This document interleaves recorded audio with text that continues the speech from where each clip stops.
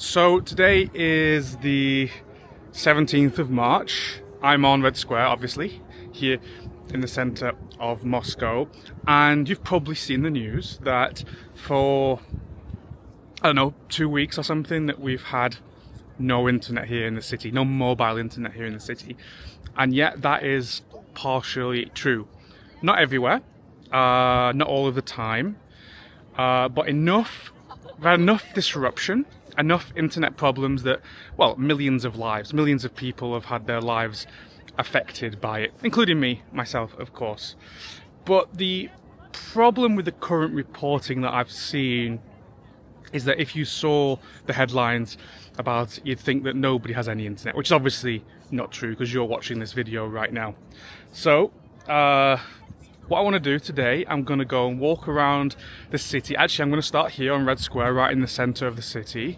And I'm going to walk from here to Barmenskaya. So Barmenskaya is in that direction from here. So basically what I'm doing is I'm going from the very center of the city to the edge of what you would call the center of the city, to the Garden Ring, which is the ring road that goes around the center, and then past it. And I'm going to show you, as I keep walking, the situation with the internet, just so you can get some sort of clarity on how it is here in Moscow. So, of course, right now here, in the very, very center of the city, here in front of the Kremlin, that I have no internet. Nothing works. Even with a VPN on, nothing works. I can't access anything. And you should see that as I step further and further away from the city and go more east towards the ring road around the centre, the Garden Ring, that my internet will come back. At least that's been my experience in the past 2 weeks, and I hope it shows you a little bit more of a realistic side of how these internet restrictions are annoying, but it's not that nobody has internet here. We definitely do. So let's go and have a look. And just to show that I'm not cherry picking this walk, what I'm going to do, I'm going to walk straight down this street here. Let me turn the camera around. I'm going to walk straight down here without turning left or right. Just straight down here onto Pakrovka Street, all the way to the bottom to the Garden Ring, and then I'll keep going straight after that. So you'll see how things change without me cherry picking, turning left, turning right, to give you basically just to show you what's happening with the internet here in Moscow. So I'm now on Ilyinka Street. You can just see the Kremlin fade into the background over there. And still, I'm not getting any messages. The internet's not working. Yeah, nothing works. So let's keep going. Now, I wasn't quite telling the truth when I said nothing on the internet works.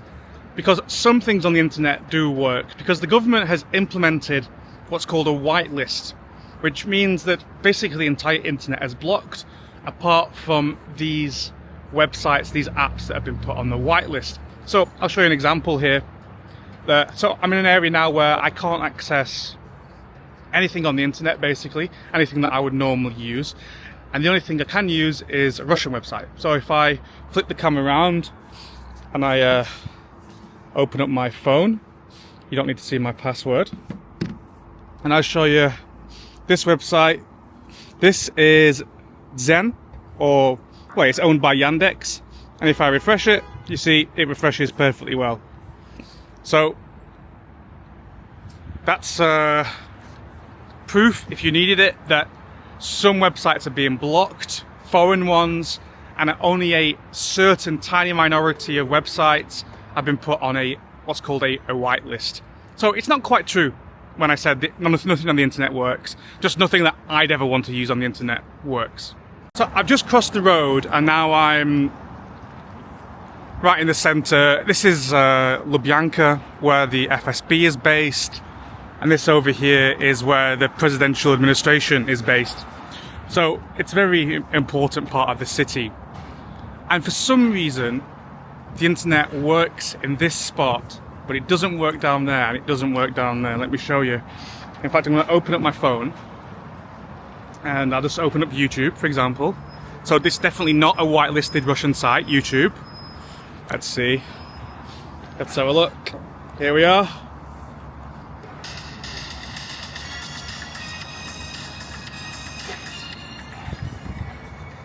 How strange is that?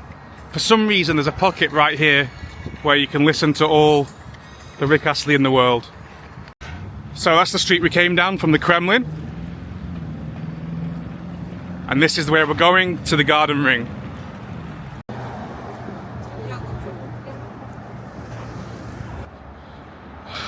Alright, I'm now walking down Maraseka, and you guessed it, the internet's gone again. Only Russian websites on the whitelist are available right here. So that's the street we walked down. It's called Maraseka, and now it's turned into Pokrovka Street. And yeah, I'm still getting absolutely no notifications from any of the apps that I use. I'm now a bit further down, still nothing. Still nothing. Some Russian apps work, like government apps, banking apps. I can see all my banking information. If I wanted to use a Russian social media app or a messenger, I could, but YouTube's not working. Telegram, WhatsApp are not working. Basically everything I use on a day-to-day basis, still not working, even with VPN, right here on this street. So I've just turned off the street to sit in a more quiet area. This is actually called the Yama, or the hole, I guess in English. To talk about, I mean, what a contrast these last 2 weeks have been compared to basically the last, well, since I moved to Russia, so almost 8 to 9 years ago. Because before 2022, Russia was, well, Moscow, let's say, was genuinely one of the most connected cities on the planet. Russia was a top 3 country worldwide for contactless payments.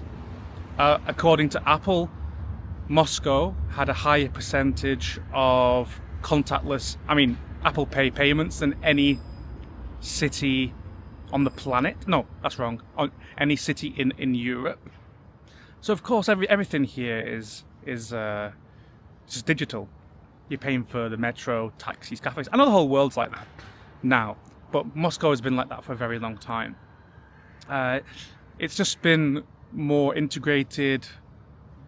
Everything's just been smoother than, well, anything I ever experienced in Western countries, whether that was living there or visiting there. But in the past 2 weeks, with these internet issues, businesses that have been digital forever have suddenly been forced to become analog. I mean, there's shops around here that say cash only now because their terminals have stopped working. Because so many companies use banking terminals which are not connected to Wi-Fi but have a SIM card in them instead. So, I mean, companies have lost billions of rubles. And it's such a contrast from the forward-thinking, modern, digital Moscow that I've always lived in these last 2 weeks. People are like carrying cash for the first time in years. I mean, I'm still not, but a lot of people are.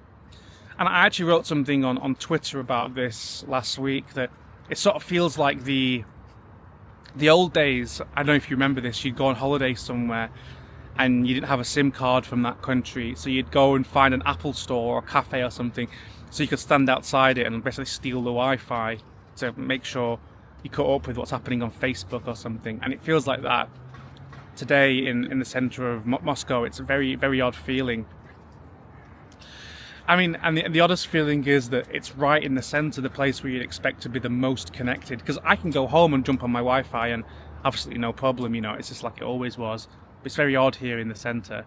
I mean, this city has got its entire infrastructure built around like great mobile connectivity, and it feels like that foundation has just, intermittently, but here in the center, it's just like it's gone. It's very, very odd.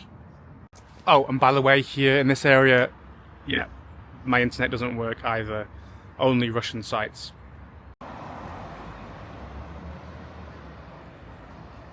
Further down Pokrovka Street, still nothing. Alright, so we're basically near the end of my planned walk. I can see the garden ring ahead of me. Let me show you. It's that main road there. Those cars are coming across. And this walk it's been 2 kilometers. And according to Yandex, it should take 35 minutes. Let me show you. There you go, 35 minutes. And during that whole time, I only had internet once, which was that very small pocket I showed you when we listened to the dulcet tones of Rick Astley. So in 2 kilometers, we're basically at the end of what you'd classify as really the center of Moscow, or the very center of Moscow, and I still have no internet. And in fact, if I look at my phone, I mean, of course, this walk took me about an hour rather than 35 minutes. I'll move away from there, it's getting very loud next to the main road. So this walk took me about an hour rather than 35 minutes because I've been stopping to film. But you can see, if you look at my phone again, the last time I got a notification was from Kevin Rothrock, there we go, 34 minutes ago. So that's proof, if you needed it, that in the centre it's really a bit of an internet black hole at the moment if you want to use Western websites and Western apps. So I'm interested now.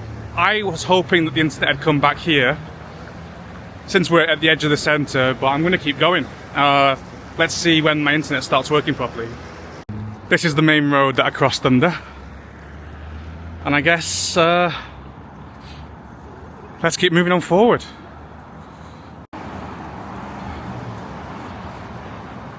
Still nothing.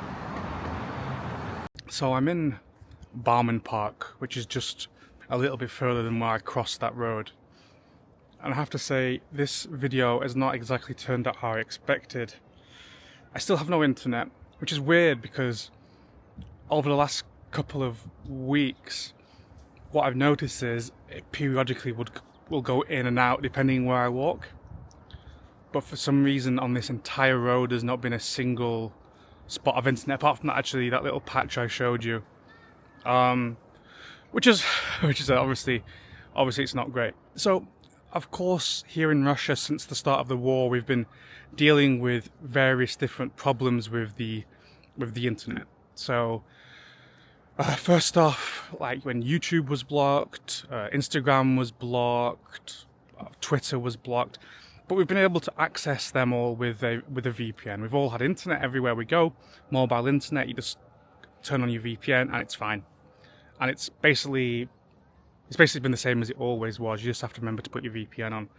But this does now feel like a bit of a I guess a qualitative shift, you might want to say, like actually having a situation where it's not websites that are blocked, it's every website that's blocked apart from just a few that are whitelisted. That just feels totally different. Because like VPNs obviously have been an excellent workaround, not just for me, but for millions. There's this thing that happened when the war started that, you know, like even your granny, who couldn't, I don't know, only a few months before struggled sending a basic text message or something, was now had a VPN. The change was that fast. So obviously Russia's now building an architecture to make VPNs ineffective. And I mean, other regions across Russia have seen similar, I don't know what you call them, experiments over the years. I mean, people around the country have been living with internet disruptions for months, months at a minimum, some for more than a year. And Moscow, as the capital, has largely been spared until now. And I think that the fact that this has now reached the capital and that this whitelist infrastructure is being tested here, tested on, you know, people in the centre of the country. Historically, you'd say the centre that the government doesn't want to piss off. I don't know, it suggests that this is not some sort of temporary emergency measure. It's a test for maybe a future possible rollout. Although I'd rather not make predictions.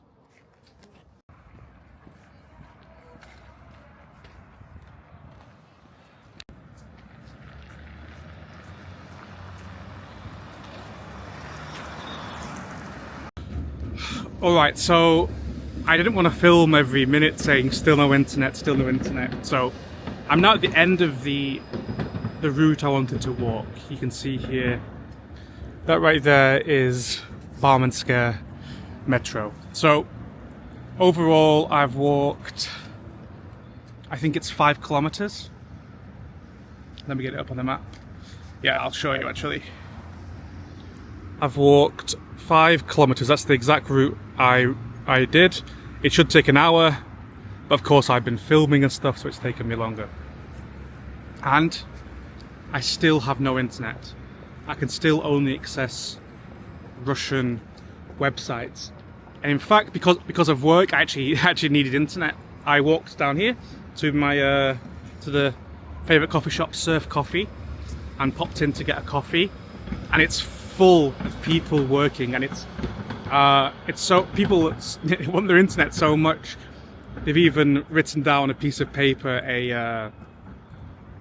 they're like the Wi-Fi name and the Wi-Fi password. But normally, according to Russian law, you have to like log in through a text message or a call, but I guess they've had too much traffic because everyone needs internet, so they just actually wrote down literally the name of the Wi-Fi and the password. So I've needed internet, and the only reason I've had internet now is just because I had to go into a coffee shop, and I still have no mobile internet.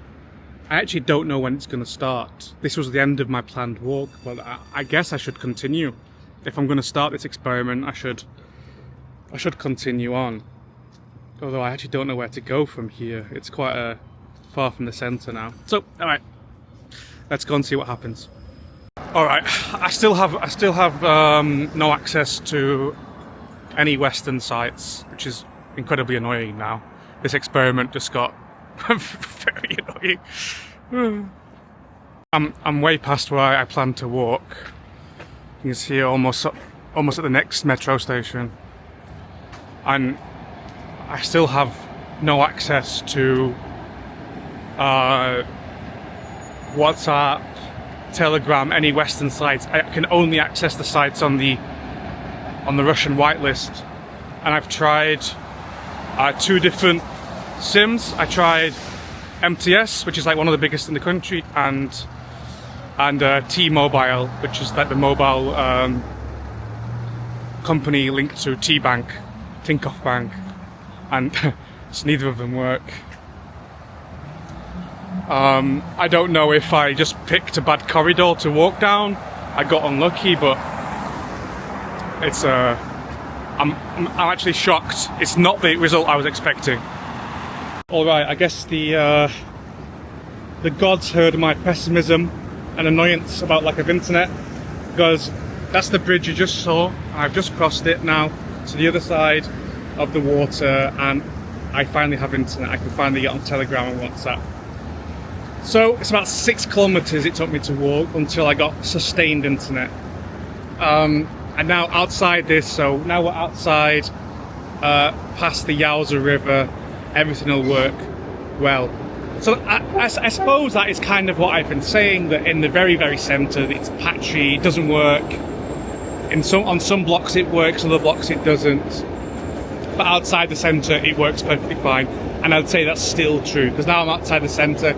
I'm sure if I keep on walking down this street, it's going to keep working and it will absolutely no problem at all. Alright, so I'm now at the next metro station, Elektrozavodskaya, and as I predicted, from where that line was, where I start to get internet again, to now, it's been working perfectly fine. So I assume if I kept going, there'd be no problems with the internet. So the conclusion to this video is actually quite a bit different than I imagined, because in the last 2 weeks, walking around the centre, the internet has come and gone from street to street, basically. But somehow on this one walk I've done, I basically had no internet for the whole time, for 6 kilometers. Yeah, so this is not the conclusion I thought I was going to say. But the truth is that, yeah, there's lots of internet restrictions right now in the centre of Moscow. But no, it doesn't mean there's a blackout. We still have access to the internet, like you're watching this video, right?